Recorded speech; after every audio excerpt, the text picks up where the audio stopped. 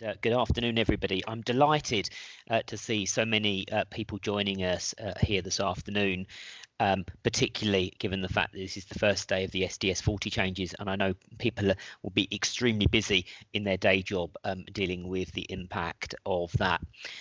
So hopefully everybody's joining for the right reason, which is to discuss our thematic inspection on the quality of services delivered to young adults in the Probation Service, which is a thematic report that was led looking right the way across the country in relation to what is currently happening, to identify best practice, find areas for improvement and make recommendations. So this seminar will be an opportunity to hear about our findings and recommendations. There'll be plenty of time to hear from the people who worked on that inspection, and also plenty of time for people to ask questions and have a discussion around that. So could I have the next slide, please?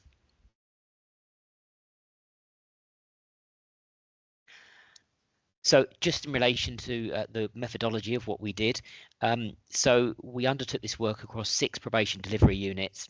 We looked at 115 cases involving young adults, involving speaking to 259 young adults for their views, and we'll be hearing a little bit later from user voice about what those views were. And we also held meetings with senior leaders in the national team at HMPPS as well. I think I'm now going to pass over to the person that led the inspection, Maria, who will then talk you through our findings in some more detail. Good afternoon, everybody. I just want to apologise before we begin. I've got quite a bad cold, so if I'm sniffing a bit, I apologise for that. So just in terms of the methodology, just to pick up on what Martin started to say, our inspection team, we had there were 6 in our inspection team. We had 2 HMIs inspectors, and we had 2 assistant inspectors. And we also had 2 short-term placements external to the inspectorate, but with an expertise in probation, both on this call and will be delivering part of this presentation. The fieldwork took place between January and March this year, and we visited Bury and Rochdale, Liverpool, Newham, Gloucestershire, Leicester, Leicestershire and Rutland, and Hull and the East Riding. Prior to fieldwork, we contacted the Youth Justice Services in those inspected areas to establish how many of our selected cases had been known to the Youth Justice Services, children's social care and also other children's services. And we did this to test the quality of information sharing and to ascertain whether probation practitioners had considered the background experiences of the young adults in understanding their needs and levels of maturity. We reviewed 115 cases of young adults aged 18 to 21 who were under community supervision or who'd been released from custody in the 12 months prior to our fieldwork. And within this, we examined 9 cases where the young adults had transitioned directly from Youth Justice Services to probation. And we assessed the quality of 73 court reports. We didn't review the work of the Youth Justice Services and we, in relation to the transition cases or any aspect of their work. In actual fact, we interviewed 78 case holding probation practitioners, and we held focus groups which included specialist staff, middle and senior managers, regional and national young adult leads and commissioners. And then we also held a raft of meetings with senior leaders from the national HMPPS teams. We worked with User Voice to publish a report, who will be publishing a report alongside us, and you'll be hearing from them later. And we incorporated the valuable feedback that they received directly from young adults into our key findings. Next slide, please.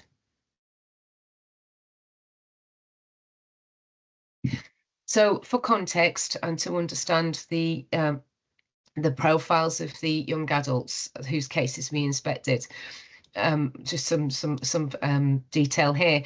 So young adults known to the Probation Service are likely to have experienced multiple traumas, and as a result they present with a spectrum of complex needs related to their offending behaviour. Addressing these needs is absolutely crucial in promoting desistance from further offending and improving overall outcomes for young adults. In the cases we inspected and where information was recorded, we noted significant gaps in recording. We observed the following demographic information. 48% of the young adults had previously been involved with children's social care. It's a very high statistic. And this included child protection and child in need plans. And this was linked to experiences of neglect, abuse, and in quite a few cases, concerns about them having been criminally exploited as children. And many of them had grown up in violent households. So lots and lots of challenges. More than half had previous involvement with Youth Justice Service, which was, is a high figure, and only 9 of those were direct transfers from Youth Justice Services. So this demonstrates, the sort of the extent of that prior involvement with the Criminal Justice Service. In one area we inspected, over 2/3 of the young adults had relatively recent involvement with both Youth Justice Services and with children's social care. In 38% of the cases, young adults were identified as having a disability, and this was mainly a learning disability or significant mental health issues, with rates being as high as 60% in one inspected area. Over 1/3 of the cohort were neurodiverse, and they faced significant challenges in their lives as a result of the neurodiversity, much of which had not always been detected and addressed. Almost 1/3 had experience of the care system, and positively, we found that most of those were receiving support from leaving care services. In one area that we inspected, over half of the young adults whose cases we looked at were care experienced, which is quite a surprising statistic. Next slide, please. So the HMPPS 2022 Young Adult Policy acknowledges that young adults have high levels of need and distinct needs, and that addressing these requires a tailored approach. It does speak to some of the information that I've already outlined in relation to the profile of this group. The policy mandates elements like maturity assessments and emphasises the impact of past trauma and experiences of discrimination and the impact of this on maturity and development. And it sets out best practice approaches for effective work with young adults. However, there have been some challenges to implementing that policy. Primarily, the framework has lacked a national implementation strategy, setting out clear priorities and clear governance structures for monitoring progress. So there hasn't been sufficient oversight to see if that policy has actually been embedded into practice. And obviously the findings of our inspection indicate quite clearly that there is some work to do. This means that as a result of the lack of a national strategy, that it's left to local areas to implement the work as they see fit. And this has led to significant variation in attention and quality of service delivery across the country. At the onset of the policy being implemented, being rolled out, the resource requirements were not sufficiently understood or aligned to translate the goals of the policy into effective practice with young adults. And there was limited access or use of national and local data, and this has impacted on the understanding of the policy delivery and the measurement of progress. We found that there was ambiguity regarding who holds overall responsibility for policy delivery and how it's overseen. So overall, we found that a defined governance structure with clear accountability and roles, along with stronger monitoring mechanisms, is essential for tracking progress and addressing any shortfalls in the implementation of the young adult policy framework. Next slide, please. In most areas that we visited, we found there to be a strong commitment to improving services for young adults.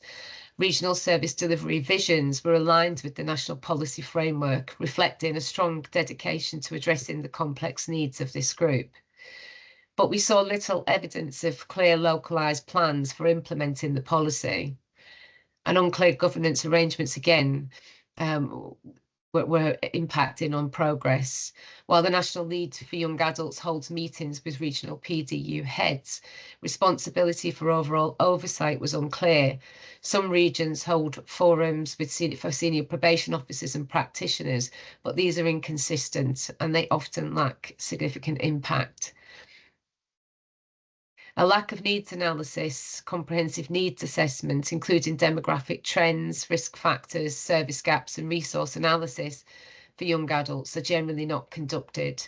And there's limited quality assurance processes specific to young adults. And where these had been carried out, they were not effectively used to drive improvements. Challenges in accessing age-specific data sets hinder the ability to assess the quality of services provided to young adults. And furthermore, local data is underutilised, limiting opportunities to inform and revise practices or assess outcomes for young adults as a distinct cohort. So overall, it was difficult for us to be able to understand how the local areas were monitoring outcomes, engagement rates, breach rates, etc., for young adults as a distinct cohort to assess whether or not there was any disparities between how services were meeting their needs in relation to other groups of people on probation. Next slide, please. During our inspection, we met with highly motivated staff, many highly motivated staff, and there was a widespread agreement amongst those working with young adults that it was particularly challenging and that the work had additional complexities involved with it, in part to do with the profiles that we've already covered and the maturity and particular challenges of working with young people, younger people. And although staff are motivated, many of them lack proper training and they often rely on personal experiences or previous work experiences to inform the work that they're undertaking. So we met with many staff that had previously worked in youth justice services and they brought that knowledge to their work. We found that probation service officers face particular challenges with high caseloads and limited training.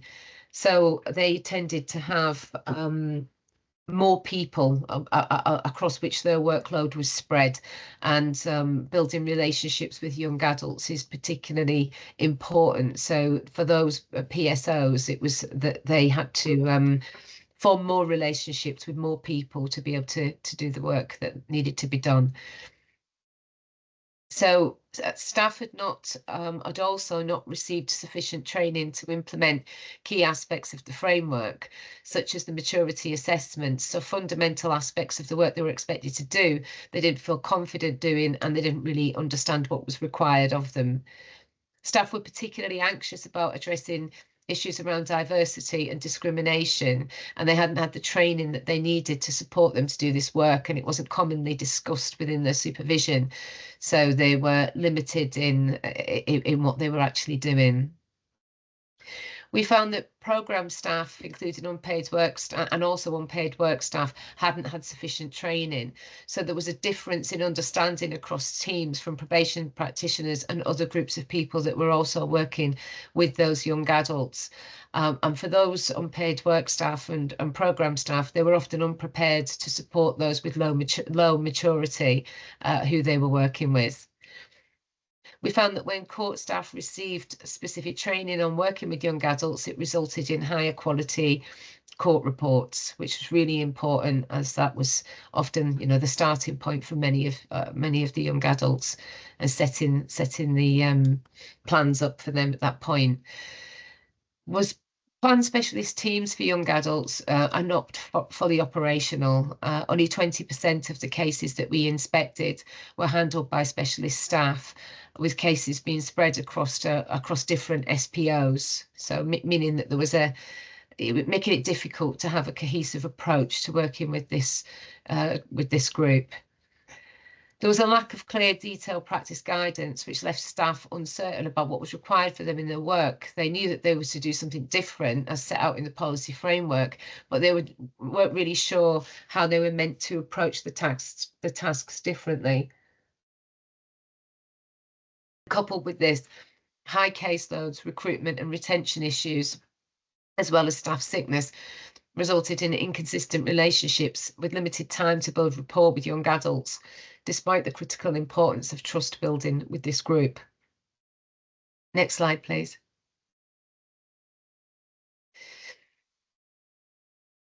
We came across lots of challenges in relation to information sharing, and primarily we found that staff were unclear about what information they were expected to request, its importance, and their right to access that information. And when we consider what I've already outlined in relation to previous experience and contact with services, it really is an important area that needs absolute clarity so that people are very clear about what they should be doing. Sorry, just a bit of a problem here. We found that consent wasn't routinely requested from the young adults, so it was obtained in only 43% of cases to access the previous records from other services. And then there was no clear correlation between consent being obtained and information being requested. So in some cases, there was no consent, but there was information. And in other cases, there was consent, but there was no information. So it didn't really, it was difficult to understand why that was. Over half of the young adults, as we've already said, had previous youth justice involvement and also social care, but this wasn't reflected in the case records. Information is rarely requested from police domestic abuse teams or children's social care. There was gaps in that information being requested, and when it was requested, it was focusing primarily on the risk that the young adult posed to other people, to partners or to children, rather than the fact that many of them were living in a violent household, or up until not that long ago, they were subject to a child protection plan themselves. So that requires a shift in thinking in relation to safeguarding and the vulnerabilities of this cohort of young adults. Information when the young adult was involved with leaving care teams tends to be timely and effective, and it's used well. That information is used well in the work that's then delivered and the assessments that are undertaken. Checks with youth justice services barely happen at all, only if the case is a transition. And it was widely reported to us that youth justice services can be reluctant to share information, which was really challenging and something that needs to be considered at a strategic level. Because youth justice services hold vital information that should be shared to help the needs, help the understanding of the needs of young adults and to prevent them from having to repeatedly tell their stories. It's particularly significant with the use of out-of-court disposals. Information isn't held on the police national computer, and many young adults as children may have had multiple out-of-court disposals delivered by youth justice services, and it's important information to be considered in the assessment overall, assessment of reoffending and assessment of risk, and we found significant gaps in relation to that particular information. Next slide, please. So when we started to scope out this inspection, we found that there was limited data held on transition cases, and this is primarily due to recording issues. Although we did find that numbers but once we'd had a detailed review, we did find that the numbers had dropped significantly over recent years. And we sent a survey out to youth justice managers nationally to ask them questions about this, and what we found is the majority of them are retaining more and more cases now, so there are less transition cases, and there was only 9 in our sample, which does limit us from drawing any firm conclusions, but we did make some observations about the work that we looked at. And what we found is that transition work was insufficient in most of the cases that we reviewed. We found that there was limited use of the Next Steps programme, which is a national award-winning programme, which aids young adults in the transition process, but we found very little evidence of it being used to help support those young adults. And probation officer allocation was often delayed, and there was no plan in place, and there was no planning involving relevant professionals from sort of mental health services, substance misuse services, who'd been working with the young adult as a child. And we found that changes in risk and safeguarding concern levels at the point of transfer were not always appropriate. So they were tended to be reduced down in terms of level of concern, when actually we didn't think that there had been a reduction in the risk issues that had been identified. And at the point of transfer, if the child had been known to safeguarding services or mental health services, there wasn't any consideration given to referring to, adult safeguarding services or to adult mental health services. And it was possibly, we felt, due to an assumption that thresholds were too high. And so as a result, there wasn't enough focus on continuity, and that also included education support as well. Diversity needs were addressed in less than half of the cases, making the transition more difficult for the young adult. Obviously, they need to be fully understood as they're moving into another service at a time of, stress and transition. But we found that information wasn't making its way through in any meaningful way. In some cases, we saw the use of IOM to offer additional support to young adults who were transitioning, and there were benefits to that. Overall, we found that transition should probably be viewed as a broader process, with so few young adults transitioning directly from youth to adult services, probation services, and oftentimes coming in sort of 6 months later, 7 months later, after the case is closed to the Youth Justice Service. We concluded that there needs to be a rethink about how we consider transition and think about it more as a period of time rather than a direct transfer situation as maybe it has been in the past. Thank you. I'm just going to hand over now to Jake Webber, who will talk through some of our findings in relation to practice. Thanks, Maria. Yeah, like we said, my name is Jake Webber, and I was one of the short-term placements as part of the inspection, given my background with young adults and youth justice. I'm currently a senior probation officer in my day job in sentence management. So one of my key focuses over the inspection was really thinking about some of the themes that we were finding in the inspection and what this would mean for sort of our practice long-term. Next slide, please. So as part of the inspection of young adults, it was only natural that maturity and maturation would be a key concept that we'd explore. It's something we understand what maturity is, and we understand what maturation means for young people, but what does that mean for our practice? And it's something that often practitioners were unable to really answer. For a start off, the young adult framework has a maturity assessment tool. We found this was widely underutilised. It was only applied in 43% of the cases that we looked at, and it didn't really inform the overall assessment. Some of the statistics are there on the slides, and unfortunately some staff were even unaware that the maturity assessment tool even existed. Only 38% of the cases that we looked at for court reports included the maturity assessment, which then would have had an impact on the outcome of that potential understanding and analysis of risk. The impact of trauma on maturation as well is not really routinely considered, particularly in court reports. We know that with maturity, it's an ongoing process that can continue up until the age of 25, if not beyond that, dependent on the research that you know. So for this not to be considered could have significant impact on the young adults that we work with. There was often really inadequate understanding of young adults' maturity during the initial assessments. This really negatively impacted other practice areas as well. And there's an argument that this could have impacted on the levels of engagement of those young adults as well, once they were sentenced or taking part in the pre-sentence processes. As Marie alluded to, in at least 38% of the cases, the young adult had a disability, whether learning or otherwise, and the impact of that disability upon maturation was also something that we found was often overlooked, whether we're looking at a learning disability or a neurodiverse need, and whether this delayed or had any impact in terms of maturity or cognitive understanding, and again, had that impact upon engagement. Low maturity in terms of intervention and what this meant for the effectiveness of delivery was also something that was overlooked.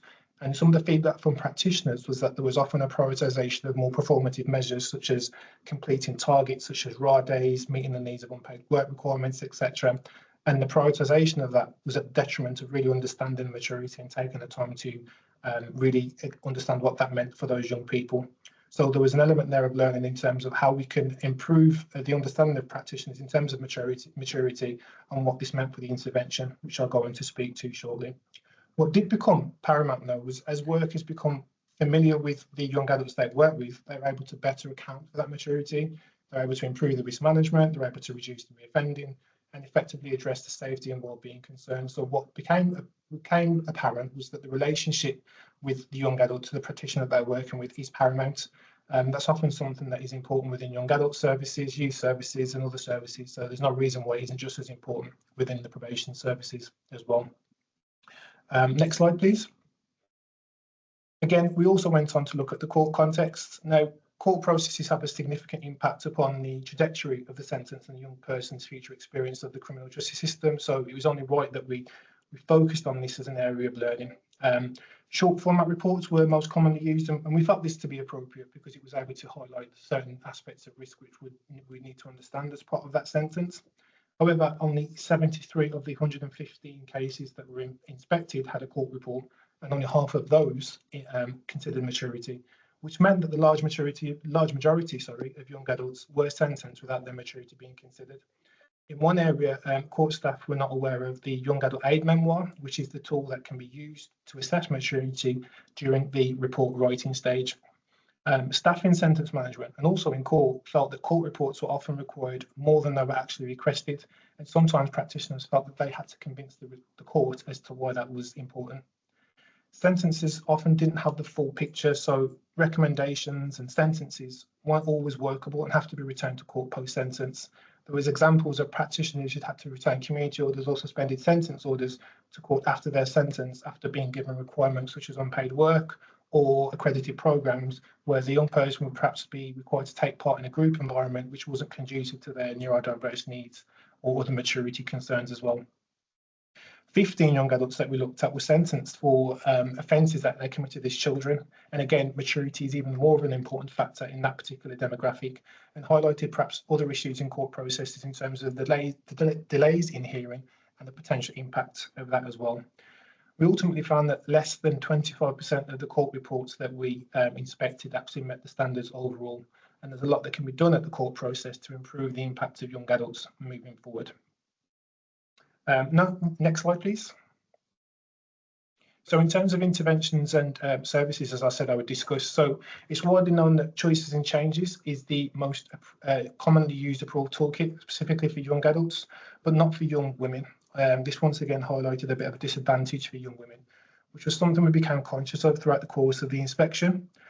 We also found actually limited use of choices and changes anyway, possibly because staff hadn't had the adequate training for it, which meant that they did not understand the research behind it and therefore lacked the confidence to deliver it effectively. We did see some good examples of creative initiatives focused on maturity and development, but they were quite inconsistent. And actually, they were most often delivered by practitioners who'd taken their own initiative to take an interest in young adults and the impact behind their practice as well, which again, almost establish a bit of a postcard lottery in terms of the allocation of the probation officer and the experience of those young adults as well. We also found that amongst young adults, unpaid work completion rates were lower. The reasons for this were often unexplored. However, more professional or personal view would be that this is also linked to the issues of maturity and neurodiversity that we spoke about previously, and the lack of engagement from that part. We also looked at CRS provisions. We found that young adults were inadequately considered in commissioning. It wouldn't be for us to comment on specific contracts because they vary across area, but what we certainly found is that the personal wellbeing services, the finance benefit and debt, and the ETE services, which has since ended, very few of them had specific provision that focused for the demographic that which we were inspecting, which again perhaps put this particular cohort at somewhat of a disadvantage. We also know that this season of the ET provision impacted young adults disproportionately as well, considering they have a higher highlighted need of needing support in terms of employment, in terms of training, and in terms of education.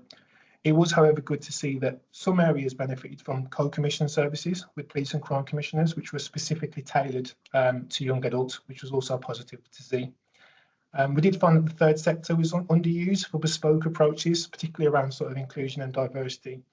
We often found that a lot of areas we inspected had a number of charities and local services that were willing and able to work with young adults, but for various reasons, be it policy, bureaucracy, or whatnot, we weren't able to refer to them as easily as we perhaps would like to, which then put an over-reliance on the resources that we do have at our disposal, which we've also discussed that there are limitations there. Because of that, adapting the programme material whilst maintaining integrity is also challenging. The current content wasn't deemed to necessarily resonate with young adults, and often the material and the way it was pitched was either perhaps too low beyond the maturity of the young adults, which could be quite patronising to some of the young adults we work with, or at the other end could still be quite complex in terms of understanding, and therefore again impacted upon the engagement of the young adults engaging in that intervention. The engagement and the completion rates weren't analysed to compare with young adults' participation with others, but we do know that young adults are statistically higher in terms of breach and recall rates, and this could be used to sort of reflect that as well. I'm now going to pass on to my colleague, Kyle, who will discuss the assessment areas.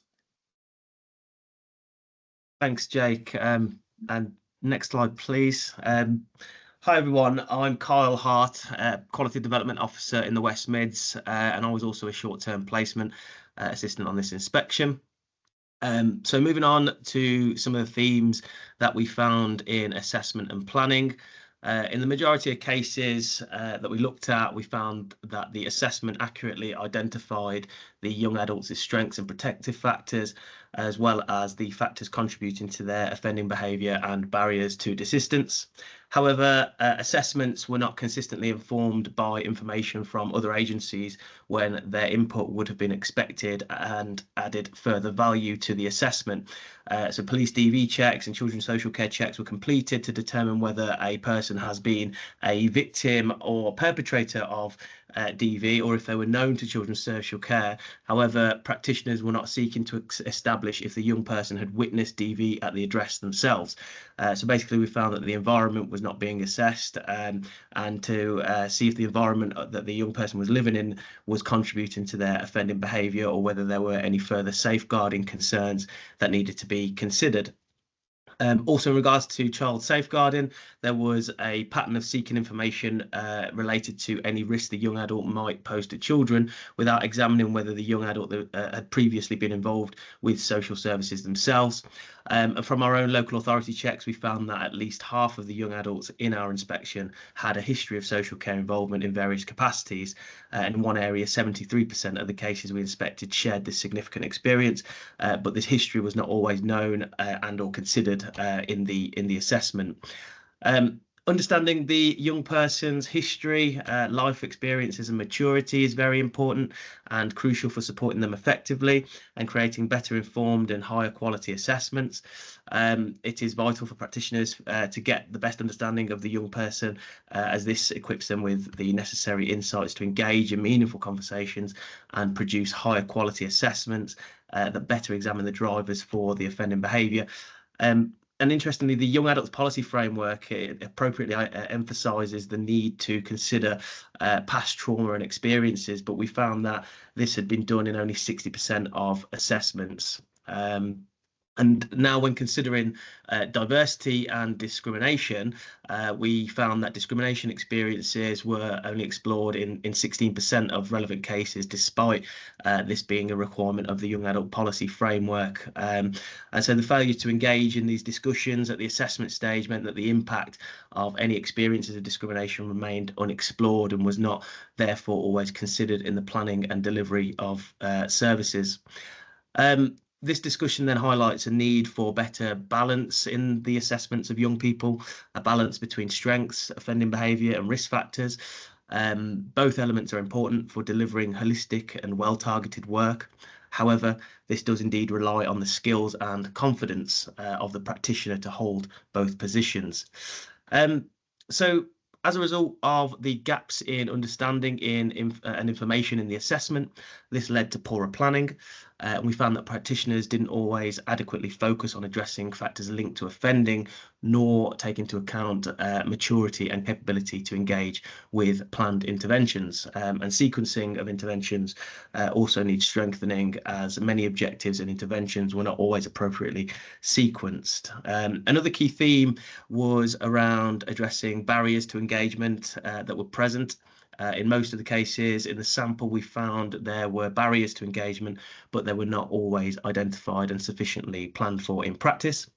And so overall, planning did not consistently address the root causes of the young adults offending, or support their engagement and assistance, or set the right targets to manage and reduce risks. Next slide, please. Case supervision. So moving on to case supervision, we found a significant finding in this area. There was sufficient focus given to building and maintaining relationships in 70% of cases inspected, and from consultation with young adults, this was also a common theme, that being that their relationship with their practitioner was the make or break factor that determined whether they would successfully engage. And this probably isn't much of a surprise, to be fair, as most of the other research in this area highlights that the supervisory relationship is an essential element of quality practice. We also found that the needs of those cases who had care experience were better understood, and the quality of work with these young adults was stronger. And we recognised that there has been a focus on improving work with care experienced young adults, which may be a factor for this. So we found that there was stronger practice in this area and evidence of good joined up working with leaving care workers and personal advisors as well. We also found there to be higher breach rates amongst this group, which might be unsurprising, but we also found limited use of toolkits and structured interventions. I think we only found 3 cases where structured interventions were being delivered, and found only 22 cases where the choices and changes toolkit was being delivered. In regards to the third sector, to support a bespoke approach to working with this group and to respond to diversity needs, to promote ongoing assistance beyond probation supervision, we found that the third sector services were rarely used. Some areas had higher referral rates, but in most areas we found that there was a lack of knowledge about what services were available in the community. Staff raised concerns about the limitations of CRS provisions. They felt discouraged from being able to be creative, as these third sector activities wouldn't contribute to recorded RAR days, which seemed to overlook the fact that these third sector services may be able to help young adults better and offer ongoing support beyond probation supervision. And as I say, whilst breach rates were considered higher for young adults, though there were many more cases where enforcement action should have been taken when it wasn't, so therefore engagement rates are likely to be even less positive than they may seem on the surface, and action was not taken in around 38% of cases where it was required. However, we also noticed some examples of considered approaches to enforcement whereby a practitioner had followed the breach process but held a re-engagement meeting with the young person and their family, and following some positive progress made by the young person, the breach was then withdrawn from court. So next slide, please. Now moving on to some of the themes identified with those cases subject to licence supervision. So we reviewed 18 cases under licence supervision, and we found some concerns in these cases around young adults entering custody without having a court report completed. So maturity assessments weren't completed, and this would have also had an effect on the understanding of the young person by custodial staff.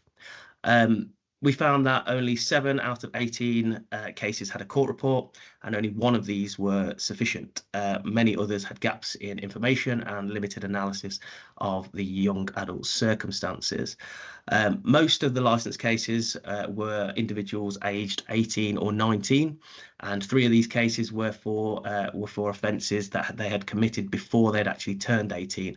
So therefore we deemed issues of maturity to be more significant for many of these cases, but yet many were sentenced without a report, and despite the majority of young adults having been known to youth justice services and children's social care, there was little evidence that checks had been made to understand more about the contact with these services.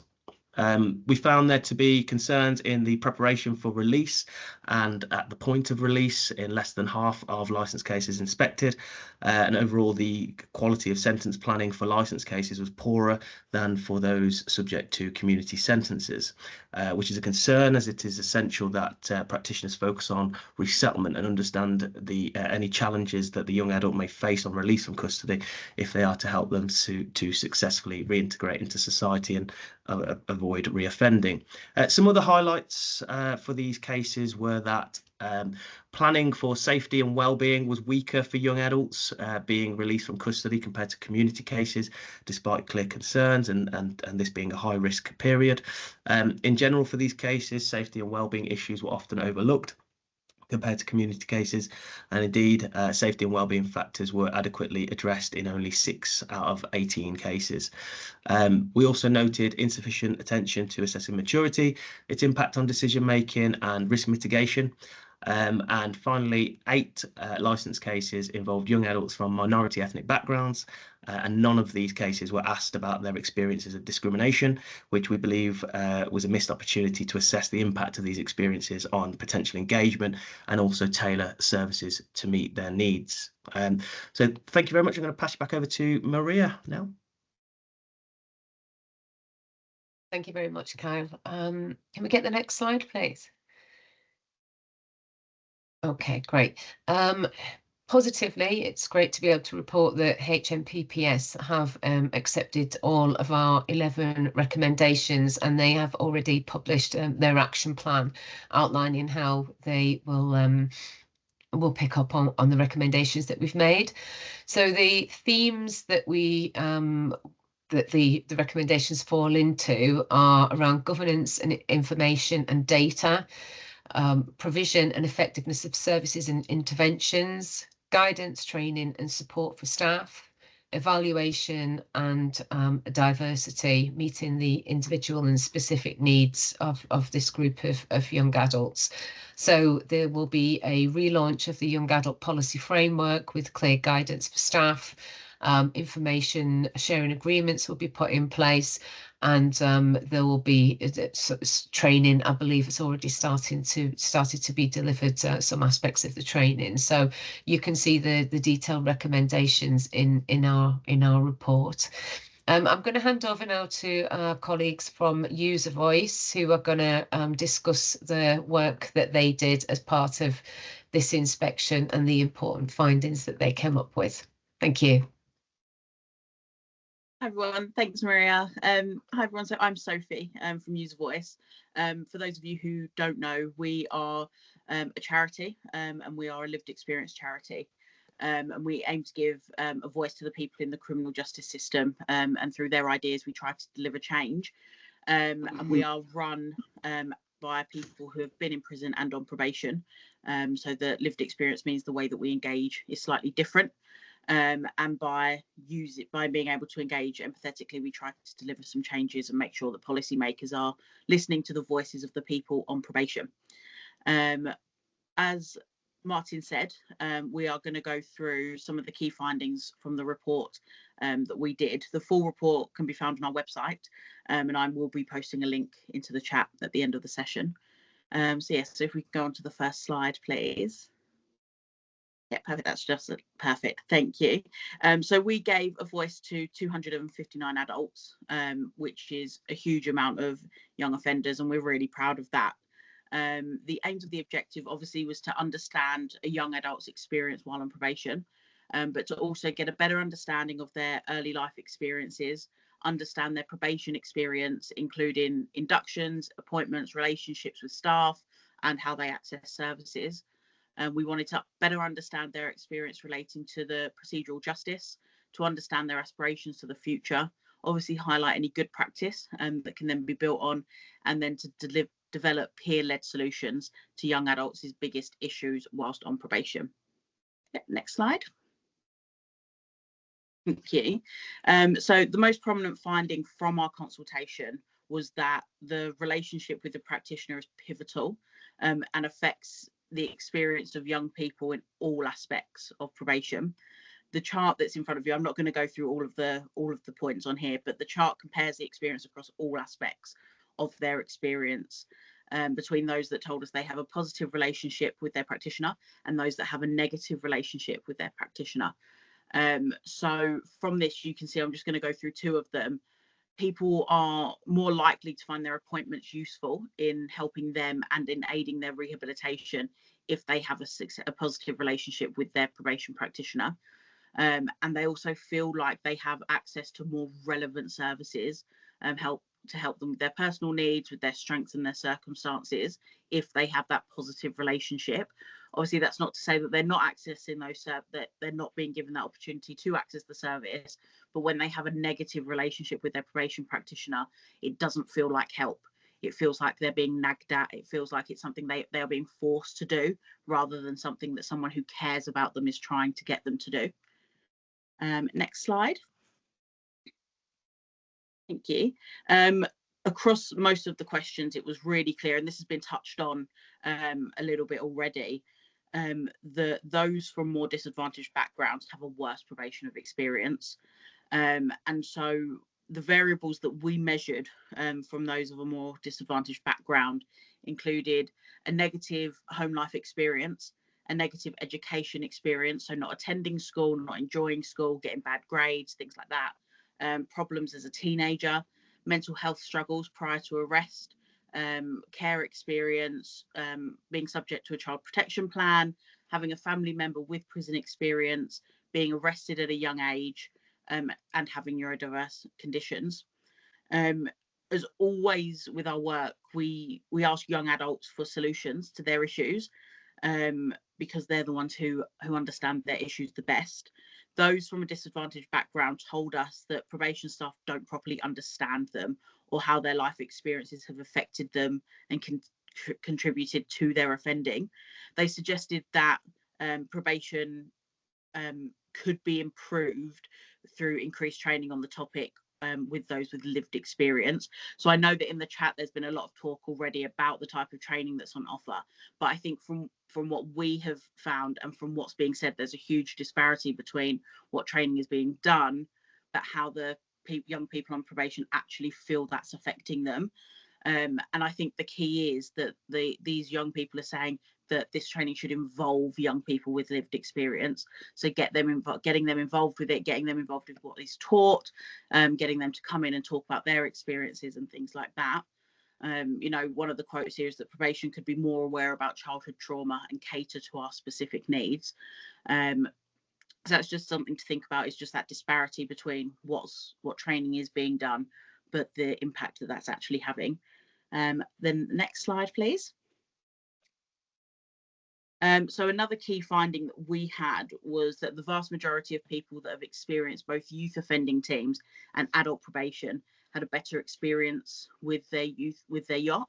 I am someone who has experienced probation as an adult, never as a youth, but only ever as an adult, and it is really catered generally to people who have been through the system before, who understand the system. But when you're coming in as a young adult, even if you have been with a yacht before, you don't necessarily understand what adult probation is like because you haven't been an adult before. And so some of the guys were saying that the yacht helped me get on the right path, but probation feels more like box ticking. The yachts are understanding and less punitive than probation, and probation's a lot more formal. And so I think when we're dealing with youth offenders, we have to remember that, you know, they might be being treated as an adult, but a lot of them are still quite young. And for a lot of people, when they have disadvantaged backgrounds, it can have an adverse effect and can maybe make them immature in ways that we would expect them to be mature. And then, yeah, my final slide. Thank you. So then on the screen now are some of the other key findings to the report. So 2 in 3 people reported having a positive relationship with their probation practitioner, which is a really nice stat to have. For example, when I was on probation, I had a really nice relationship with my probation practitioner, but there was a lot of change going on, a lot of different probation practitioners. Less than half found their appointments useful to their rehabilitation, which again can go back to the feeling of it being quite tick boxy rather than it actually being rehabilitative. Just under 3 in 5 who need services felt that they got access to the correct services. Just under 2 in 3 felt listened to by probation staff. And then just over 7 in 10 reported that they've been treated fairly by probation staff. That's my last slide, but there is a Q&A section at the very end of this session, so I'm happy to answer any questions. But I will pop my email address and the email address of the lead of the project, Chris, all into the chat box, along with a link to our website for the full report. So that's it from me. I'm going to pass over to Helen. Thank you. Thanks, Sophie. Could I have the next slide? Thank you. So, yeah, I'm Helena Moore, and I'm the Effective Practice Lead within the Inspectorate. And alongside our report, we have published an Effective Practice Guide, which really highlights and shines a spotlight on some of the practice we observed within the inspection that we feel really demonstrates where we see our standards delivered well. So on this slide, you can see just an example of the contents page, and what you'll find is that there's hyperlinks within the content, so you can navigate to the areas of interest.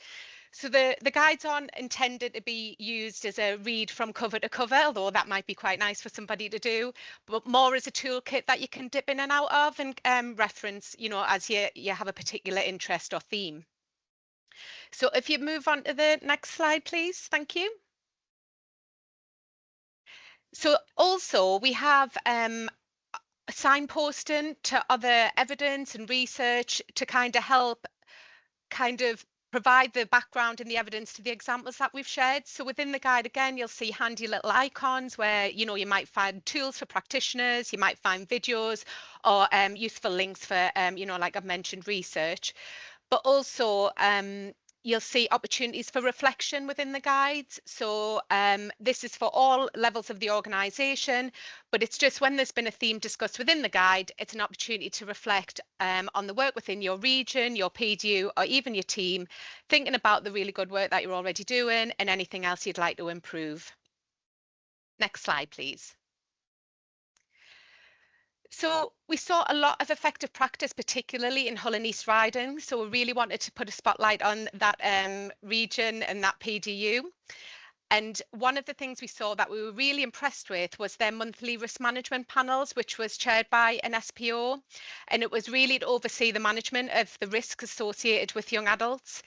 So those panels are delivered in collaboration with the Youth Justice Service. So of course that would include the transition cases, but they would also review the additional cases within the teams that are 18 to 25-year-old, really focusing on risks, you know, that they pose to the public, but also risks associated with themselves. So it was a really multi-agency approach which complied with all safeguarding legislation. It aligned with IOM processes and MAPA guidance, but also was taken into account the Youth Justice Board's definition of serious violence. And importantly, where required or where appropriate, there was also representatives from other partnership agencies and the voluntary sector, for example. So that really kind of strengthened the multi-agency review of those cases. And what we heard was that this really improved risk management for the practitioners, and actually that reduced some of the referrals that came in eventually, and also the networking and with stakeholders was really enhanced within the PDU. We also saw some really strong partnership work at a strategic level, and that was about the Probation Service in Hull and East Riding having a really strong voice in terms of their influence at that level. So we heard about how they really maximised their partnership arrangements. They were really visible through strong attendance at partnership boards. And we heard about 2 examples where the Deputy Head of PDU, through her attendance, was able to extend services for this cohort of 18 to 25-year-olds to ensure that there was some gaps bridged and also supporting those young adults that were finding transition difficult. So one example was the Deputy Head collaborated with key partners around funding for a bespoke substance misuse service for 18 to 25-year-olds. So again, that was dedicated to transitioning young adults and just recognising that generic services might not be suitable for all young adults, and was really bridging the gap. And also we heard about the multi-agency child exploitation panels were also extended beyond the age of 18. So the MACE panels often focus on victims up to the age of 18, but then it was found that whilst they were seen as a child prior to that, they were then coming back on lists, but as a perpetrator after turning the age of 18. So in recognition that that's a really complex world, exploitation and grooming, the agencies agreed that an 18th birthday shouldn't be the turning point for somebody to be reclassified as a perpetrator.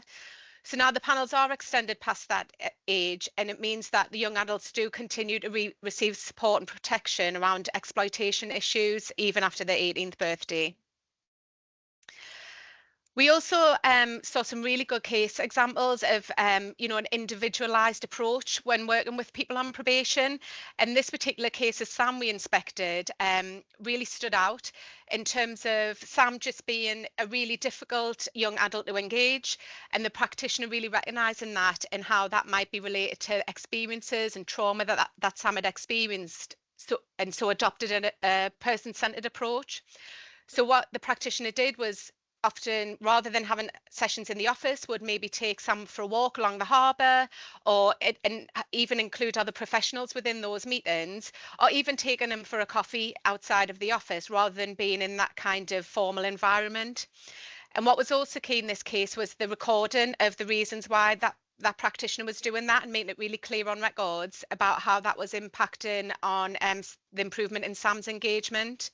And this was with support of the senior management team within the area. So initially, whilst Sam did struggle with trust and engagement, holding the appointments away from the office did help improve the engagement, but also helped improve his social interaction and emotional regulation skills and other things that he was also previously struggling to manage. So a really good case example there. Next slide, please. So as it's been mentioned in the presentation already, you know, the findings from the user voice research particularly was around that kind of relationship with practitioners being a make or break, and how that really was coming out strong in their research. And we inspected the case of Anna, who had also spoken with user voice in their research, and we saw effective practice with regards to the approach from the practitioner there. So the practitioner, again, was really trying to understand and respond to Anna's individual needs. Anna was a Romanian female who was pregnant at the time of the sentence. So the practitioner really worked hard to build a relationship with Anna, include her in her assessments and the decision making, particularly around her pregnancy, and considered her intersectionality as well when managing the case. So Anna really noted that this helped her feel like a practitioner understood her experiences, and it was really important to her because she had felt that she was experiencing racism previously in other environments. So in terms of this approach, it really helped build trust, helped Anna feel safe, and particularly post pregnancy and once her baby was born, you know, really had that bond and that you know, that professional work and relationship with her practitioner to get her through her order. Next slide, please. So here we've just got a few more examples from the guide. So in Merseyside, we heard about the young adult support workers who were probation service officers embedded within the IUM teams. So these support workers didn't hold cases, and they were involved with young adults who were identified as involved in serious youth violence or were gang affiliated. And the support workers would provide additional support, relationship building, diversionary activities and mentoring for those young adults. And within the guide, you can see the operational guidance, which has been shared by Merseyside for that role, but also there's an interview with Jen Williams, who's an SPO, so you can find out a lot more about that role through that interview. In Leicester, we heard about the Phoenix programme, which offers young adults emotional and behavioural support as well as community-based interventions. And again, they work with young adults who are linked with criminal networks, urban street gangs and organised crime groups. So all young adults in the programme are allocated a lead worker. They have a lived experience community navigator and therapeutic support. And the expectations of the young adults are made really clear from the outset, and the reasons why they've been identified for the programme, and there is enforcement activity if they don't engage. And what we heard was that the community navigators were particularly effective, and there's a case study within the Effective Practice Guide where the Phoenix programme offered a holistic package of information sharing for practitioners, but also a real intensive contact and intervention by the community navigator for the person on probation. And the person on probation did know how valued they felt having someone who had the lived experience to keep them engaged with their community order. In Greater Manchester, we heard about Early Break. So this is one of the first national substance misuse services for young people, but they also offer a range of other services such as advocacy, outreach, sexual health and bereavement counselling. And within the guide, you can read more about Early Break and also read a case study whereby the head of PDU in Bury and Rochdale worked with early help services to provide an appropriate substance misuse support for a female on probation. And it was about finding something that would really support that female in terms of addressing her ACEs and her related trauma. So this led to a referral to Early Break, where they gave the female the option to look at her issues through a child's lens or an adult's lens. And the female chose to do that through a child's lens. And that helped her understand how her past experiences had impacted on her decision making now. And it was noted that was a real turning point for that case. And then finally, within the Newham Hub, we found the health provision particularly impressive. And what we found through the data is that if young adults could be engaged well with health services, this promoted better engagement with other statutory appointments. So really reinforcing the need to engage young adults in something that's really meaningful for them, and then it can have a positive impact on wider engagement. And again, within the guide, Laura West and Philip Minodis from the NHS spoke with me at length about the positive outcomes they'd observed through the health provision, and the video is available within the EP guide. So that's a whistle stop to it, all the amazing work that we saw whilst we were on the inspection. And I would really encourage people to have a look at our effective practice guide on the website. But thank you for listening today, and I'm just going to hand you back over to Martin. Thank you. Thank you very much indeed. Well, that really was a whistle-stop tour around the sort of findings from our thematic inspection, and it was great to hear from so many of the people that were sort of involved in that work. And I pay particular tribute to Maria, who led it with such skill from the top. It was my first inspection, so she sort of showed me the ropes on how it was all working as part of that. So hopefully it will now provide a bit of a platform for some discussion. I think we've got about 20 minutes or so now. If people want to raise their hands, and we can go through gradually, or you can drop any questions into the chat. Jill, you were quick off the mark, so I'll go to you first. Yes, I was.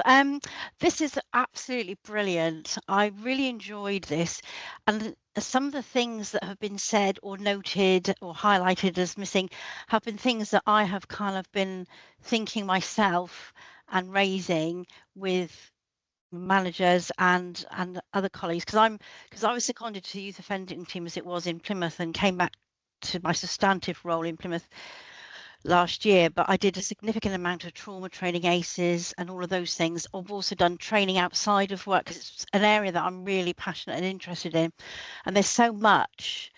But I think, you know, and I could wax lyrical about it all day, but I won't. So I do think that it's good you've had this inspection, because I kind of feel, you know, I'm in the young adult pod, but, you know, everyone is so busy, and that's including managers. And I kind of feel at the moment, and it's no disrespect to anybody in our office or managers or senior management or whatever, but I feel that in the young adult pod, that knowing what I know about how things worked in Yacht and what I've read about young adults and trauma, I don't feel at time. I mean, I use trauma-informed practice in my work, but I mean, as far as the actual strategies and policies go, I don't feel that we're particularly treating and working with the young adults a lot different than all the other people, if you know what I mean. And you know, there's ideas that I've got, but I think we're constricted because of policies, enforcement and court, and I think it's good that, you know, I'd like to get more involved in sort of all of this. I just feel we're restricted sometimes in working in a trauma-informed approach because of enforcement and this, that, and the other. Whereas, you know, it's different in Yacht, and it's different than I would like to be working, really. Thank you very much. Sorry, Jill. that was a lot of stuff. Sorry, no, that's I didn't. Right. All good. Maria, do you want to have a first pop at that question? I'm more than happy to sort of. I've got a few reflections, but if I give you an opportunity first, and any of the other contributors can feed in. Yep. Can I just clarify, Jill? What was there a specific question that you were asking there? Oh, can't hear you, Jill. Sorry, it was more of a sort of a statement, wasn't it? But I just think it's, you know, I just feel that what we need it's just about, it's difficult being fully trauma informed in an organisation where there's a lot of punitive elements and strict enforcement, because we're responsible to the court, and it's obviously the knee-jerk reactions to SFOs. And I do think that we need to be thinking about, when we're thinking about enforcement and all of those and breaches, that we need to have more awareness of how we need to consider neurodiversity and all of that. I mean, we used to do it all the time in yacht, and I kind of have struggled. I think if it's on the trauma-informed practice, I mean, what we found was the training hadn't been delivered. We think that's there's some training has just been rolled out recently, and there's more to come. And the information sharing, I think, is absolutely critical to understanding the backgrounds of the young adults as well. So there's quite a long way to go in bringing the policy ambitions around trauma-informed ways of working into the reality. It's very early stages, and I think there is recognition that the policy framework was rolled out, and now maybe, well, it does need to be revisited to think how the support can be put in place to support that trauma-informed approach. So it's good to see that those recommendations have been accepted, and hopefully we'll start to see some progress. Because it is quite frustrating for somebody like me who's worked in yacht and who's done a lot of reading and wants to do things properly in terms of that. There's also the time factor as well, isn't it, for us? Thank you. I completely agree, Jill. I think that's a really interesting point, and I guess the benefit of us doing this piece of work, it shines a light on the fact that there's an opportunity to perhaps do things better. And to some extent, one of the things that we reflected on as we did this piece of work is there are some absolutely really good aspirations in the policy, and then there's the operational reality of the busy probation officer.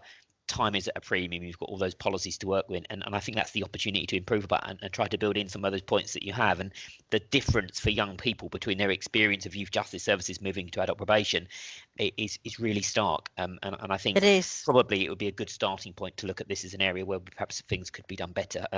So fingers crossed if we can get people to keep focusing on their report. But really good comment. Thank you. Thank you. Christina.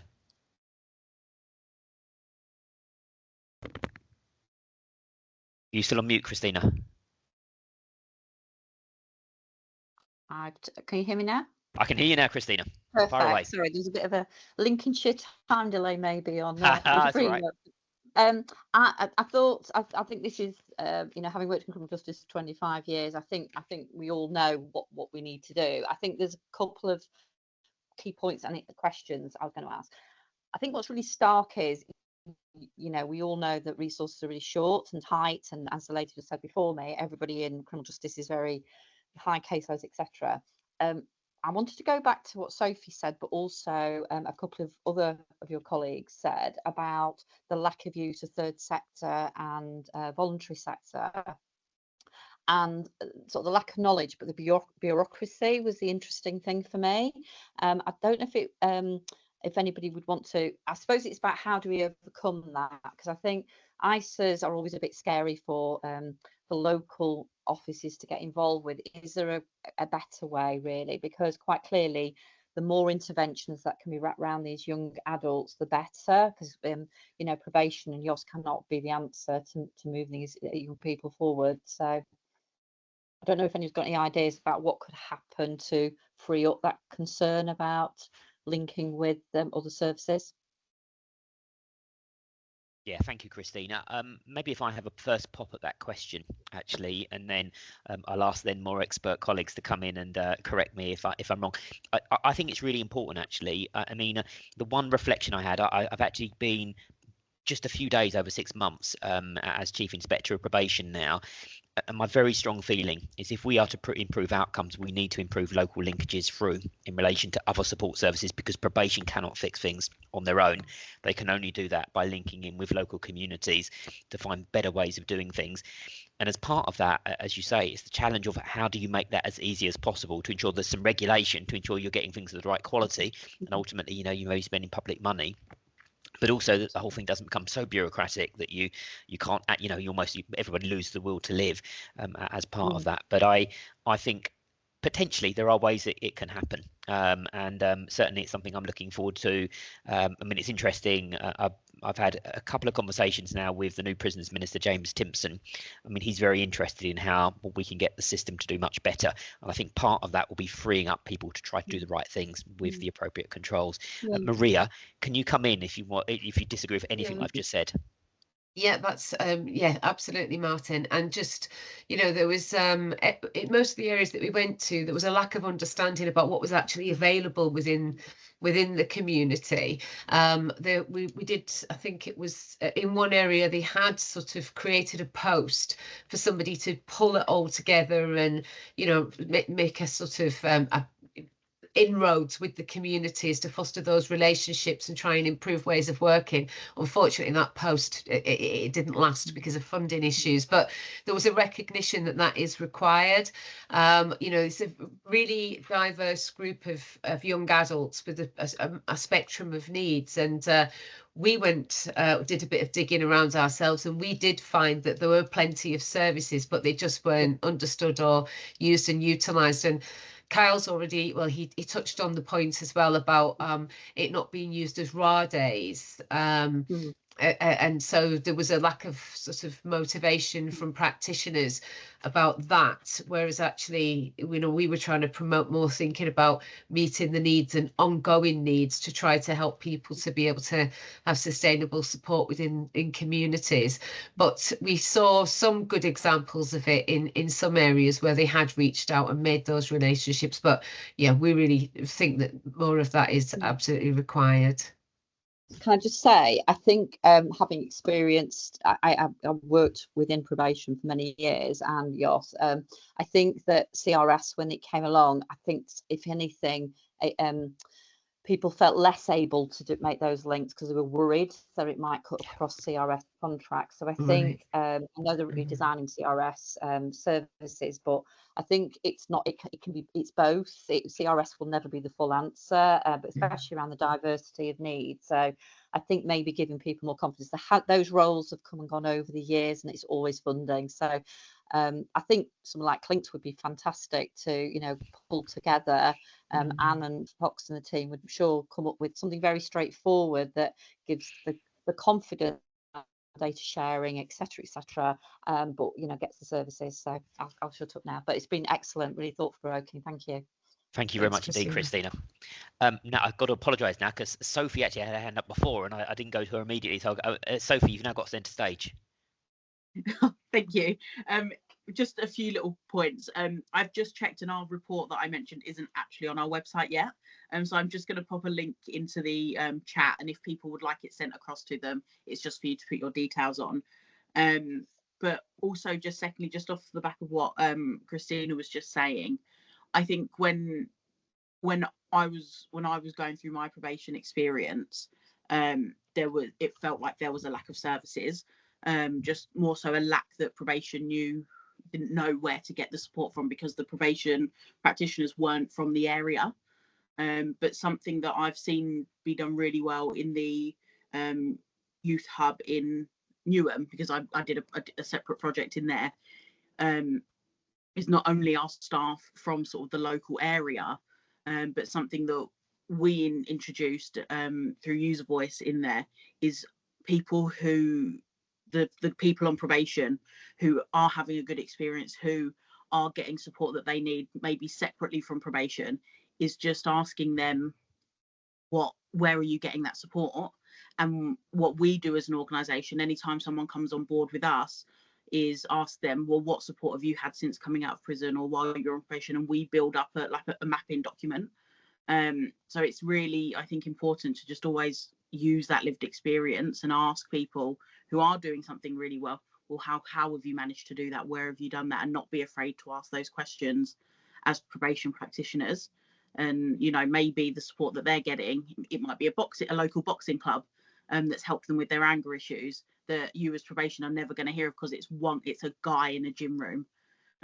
But that might really help someone else who's on probation.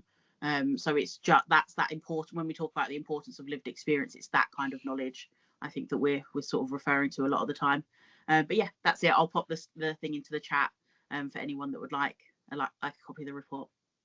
Perfect. Thank you very much, Sophie. That was a really helpful intervention, and I completely agree with your thoughts in relation to the importance of involving people with lived experience as part of that. I'm sure it improves services as part of that. Now, the next person I've got on my list is Rebecca. Hi, I'm from Youth Justice in Nottinghamshire and I lead on transitions. The one area that I wanted to ask a question on was about the consent and information sharing. Feel like it's quite a confusing area in some respects, and how we've got over, I think, the hurdle, and I believe it's legitimately in Nottinghamshire. We've got information sharing agreement between probation and the county council, and we would share automatically, obviously for the transition cases. That's easy, you're sending across your Asset Plus. We've done an agreement with our children's services, and that's included in the information sharing agreement, to share the overall chronology of so they can see those adverse experiences on a timeline. And we're not seeking, we've extended it out, obviously the national protocol says we should be information sharing up to 25 years. So we're now doing a monthly screening where we know our eligibility cases that go to probation. That information sharing feels easier, but then we're asking probation to provide just a running list of people under 25 that are open, so then we can say, right, they have been open to our service, here's the information. I suppose what I wanted to double check is we're doing that under an information sharing agreement on the basis that the information being shared is for public protection and risk management, and therefore we don't seek consent off that young adult. We are just identifying and then sharing the information. Where we're seeking the consent is for the transition cases, for us to have an ongoing relationship with their parents, carers, and invite them into the planning process. Thank you, Rebecca. Really, really helpful. And I won't for a moment try to get into the legal intricacies of data sharing. But what I would say, and my starting point for a lot of this, is it's absolutely vital in my experience for young people as they progress through the system to ensure that the information carries with them, and the risks tend to be around the risk of losing that information, to ensure that the next person who is picking that person up doesn't have the information. I strongly support the need for appropriate information sharing throughout the system to ensure that things can be passed on. And actually it's to assist everybody. Actually, it's to assist that young person in understanding their needs, but also, as you say, around public protection as part of that. The legal stuff I won't touch. But Maria, I mean, this is something that I know we picked up as part of the sort of inspection on the difficulties of information sharing, and it comes up regularly as part of our core inspections as well. But what's your thoughts on this? Yeah, we did, Martin. That's exactly right. And we were concerned about the grey areas as well, Rebecca. You know, about what's okay and what's not. Eventually, we did get to speak to an expert on this issue within the HMPPS senior leadership, and there should be no challenges to sharing that information. There was feedback that some youth justice services were reticent to share that information. I think they felt that, you know, it didn't always fit in with the child first agenda of the youth justice way of thinking. But in actual fact, you know, we had feedback from young adults through user voice that said that would be their preference, is that, you know, that information would be shared.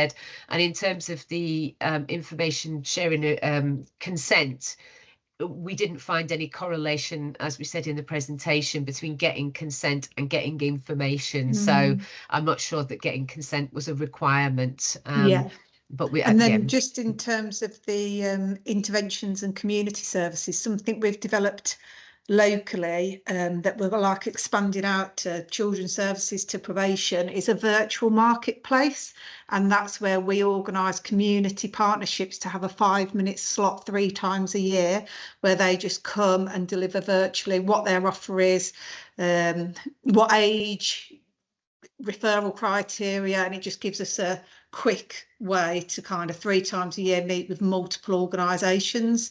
And just because we've kind of got this folder where you've got never-ending referrals that we just felt go out of date, so that's just an approach we've adopted locally.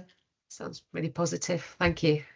Thanks, Rebecca. And it sounds like Nottinghamshire has got some good processes in place. I already see somebody's putting in the chat in relation to providing further details of that. So that's fantastic. Thank you for your input. I'm going to go to Andrew now. I'm conscious we've got 9 minutes left and we have got, I think, 3 raised hands. So if we try to get those through in about 9 minutes, that gives 2 to 3 minutes per question. Andrew. Thanks, Martin. So Andrew, I'm the Head of Community Criminal Justice for Change Grow Live, and we provide substance misuse services across the country. We also deliver some dependency and recovery services. And in providing those services, we've identified that it can be quite challenging to engage young adults in treatment. It's quite often seen as, it's not for them, it's for older people. They see poorly sick people, that's not them. So we approached the MOJ and were granted some innovation funding to run a hypermasculinity project aimed at looking at engaging that particular client group. So we're in the process of that. It's a little bit of a plug. The bit that I'm coming to is that part of the bureaucracy and challenges that we come across are trying to engage people, young adults, in places where they'd want to be seen, rather than necessarily where we're commissioned to provide services. So it could be local gyms, local activity hubs, that kind of thing. Trying to get through some of the estate management checklists to get a local gym through one of those is an absolute bureaucratic nightmare. So the first question there is, if we're looking at trying to engage people in different places, because we know that's what will work, because that's what young people have told us, how do we encourage probation colleagues and commissioners to look at some of the bureaucracy in a slightly different way? And then the second part of the question is, we do all of that, but then we're still reliant upon a referral from a probation officer. And quite often the feedback that we get is, oh, he's not ready yet, it's not the right time. Well, actually, we're a professional organisation. Perhaps we should be involved in terms of looking at that referral process and assessing with the individual as to whether or not now is the right time. If we look at the numbers that actually come through for treatment, they're minuscule in terms of against what the actual identified numbers are. So yeah, that's the second question. How can we increase referrals? I suppose the first one, how can we overcome bureaucracy? Thanks, Andrew. A really, really good question. I'm going to shake it up a little bit, actually. So I'm looking at Jake in particular as somebody that's on the ground at the moment, obviously being involved in the inspection, but also involved in perhaps facing those bureaucratic obstacles in the way. Jake, any thoughts on that? Either of the questions. I'm happy to take the other point around increasing referrals. I suspect the answer is that for lots of people, actually, it's just joining them up, because actually there's certainly demand out there. But Jake, any thoughts? Yeah, I mean, one of the other hats I wear is sort of IOM as well, which relies a lot on sort of partnership working as well. And I think personally, it's as good as your relationship working with those partnerships. So, for example, it's a process I've got in place when I'm allocating cases, because I know the sort of the partnerships. I will already identify those at the point of allocation and just ask for that referral to be considered, even if it means that no, he won't be eligible or whatnot, but at least we can evidence that those discussions have taken place. So yeah, I think ultimately it should be down to each sort of local provision to have that sort of partnership around it, whether it be, and we've also got eligibility tools. I don't know if other areas have got that, which identifies sort of what services can be referred to. So again, I think that's probably more of an onus on the probation service to promote such tools such as that, to sort of increase that as well. But certainly what we've also found as well with the partnerships is the co-locations, things like that. So being based in the office, that also increases the likelihood of those referrals. Sometimes it's a case of out of sight, out of mind, particularly in sort of the fast-paced climate that we work with, etc. So I think it's a multitude of things really, but I think perhaps what works in Birmingham may not work in Liverpool, for example. So there's a lot of personal sort of geographical sort of contextual factors that will implicate on that. Fantastic. Thank you very much indeed, Jake. Kyle, Maria, anything you want to add on that question, or shall I move on to the final couple of questions? Move on, Martin, yeah. Perfect. Okay, I'm going to go to Lyra Rose next. Hi, Lyra Rose.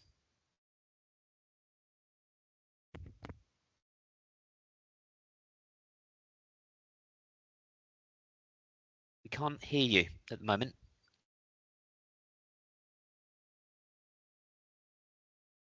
What I might try, I'll go to Andy, and then if you're having a technical problem, we'll come back to you if there's a moment. Andy Rickaby.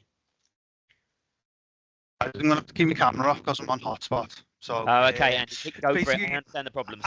I'm the young adult support worker based at IOM. I've been here since December, and I can see firsthand the benefits of the role.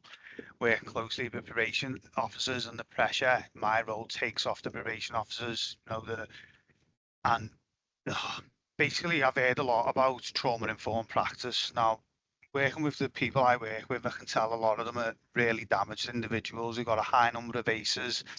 And for me, from lived experience, is that them ACEs turn into complex PTSD. And I was just wondering, is there any chance or scope for us to bring trauma treatment into the probation service? That's a brilliant question, Andy. I'm going to turn to my friend Maria to have a first go at that question, but I suspect you probably get quite a lot of support from the people that led the inspection team. Maria? Yeah, thanks, Martin. Yeah, that sounds like a great idea, Andy, and obviously it's much needed.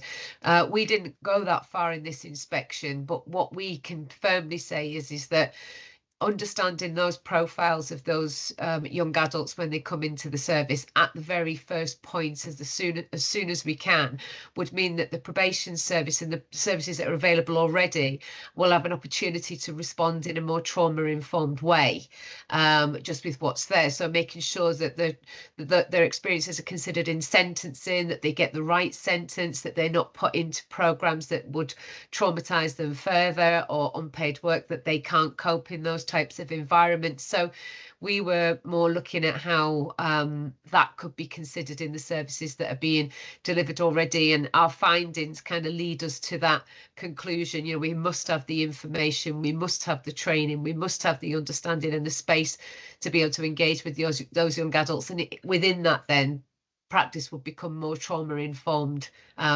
As it stands at the moment, further developments would be excellent, but yeah, that's kind of what our findings were. Could I just make this point? There was a proposal put to a PDU in Liverpool from an organisation called Soul Survivor, who deal specifically with trauma, and the results they've seen with the people that they work with are amazing. And when it was put towards the PDU, the answer that came back was all that's available on the NHS. Now, when you look for treatment for trauma, you're looking at 2 to 3 years, and we're expecting these people, the people we work with, to make responsible, productive decisions when they're in a state of perpetual fight or flight. And that's, you know, how can we expect them to make firm, positive decisions when they're not well, basically? Yeah, Andy, I think that's a really good intervention, actually. I mean, from my perspective, so first of all, thank you for the work that you're doing. I completely agree on the approach, and I guess for me, the very simple answer to these questions are working through the bureaucracy of who's responsible for what.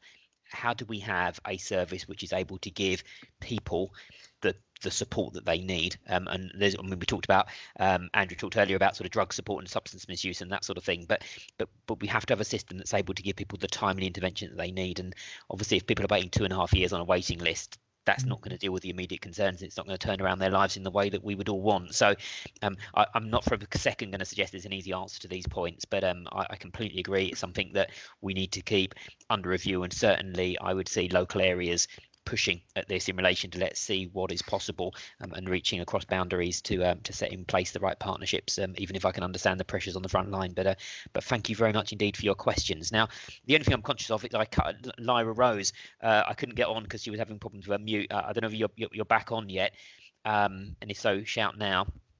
But if not, we have now run out of hands, and it is now firmly 2 o'clock. So I was going to close the meeting. Thank everybody for their input. Thanks to so many people for joining us this afternoon. Now, it will be available, as I understand it, on YouTube thereafter if you want to listen to it thereafter. And you can email HMI Probation, look on our Twitter accounts in relation to our current ongoing programme of work. And I hope everybody has a good rest of the afternoon. But thank you very much, everybody. Speak to you all later. Bye. Thank